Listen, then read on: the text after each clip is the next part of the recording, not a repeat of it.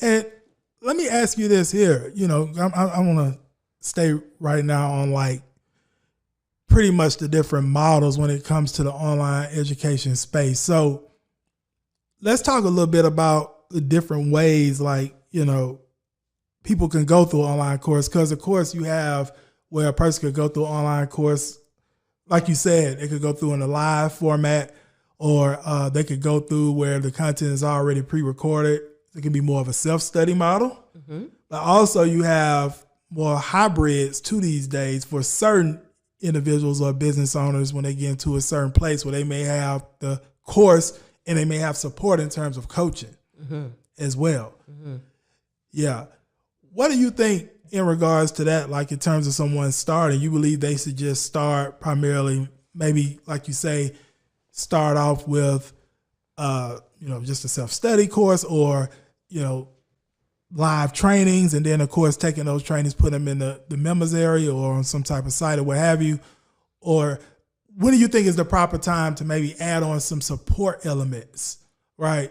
Where, like, for instance, them not just going through the course, but also maybe having support, whether that's group coaching calls weekly or having one-on-one support alongside group coaching in the course. I mean, what do you think there? Like, what's some of your thoughts in terms of the different business models when it comes to the online education space with that?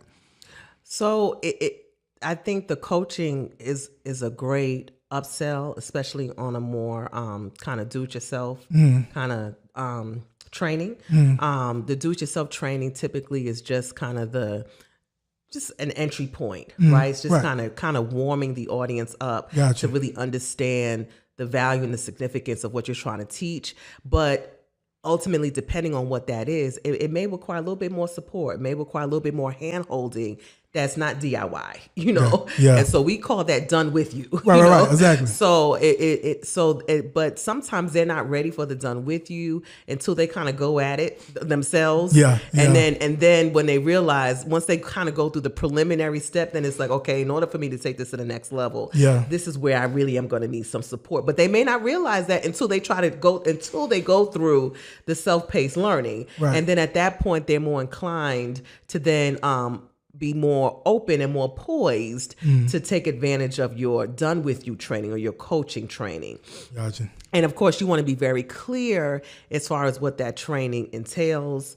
You want to be clear as far as what the expected outcome is, because people at the end of the day, they're not signing up just to hear you speak or just to hear you showcase your knowledge and skills. It's all about, how does this help me get from point A to point Z? Exactly. Solve a big problem. And you need to be very clear of what the expected outcome is. What is the transformation that you're providing that makes this next level of support through coaching necessary?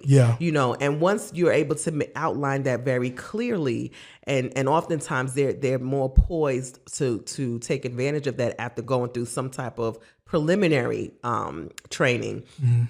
Then at that point you can kind of build out your coaching program.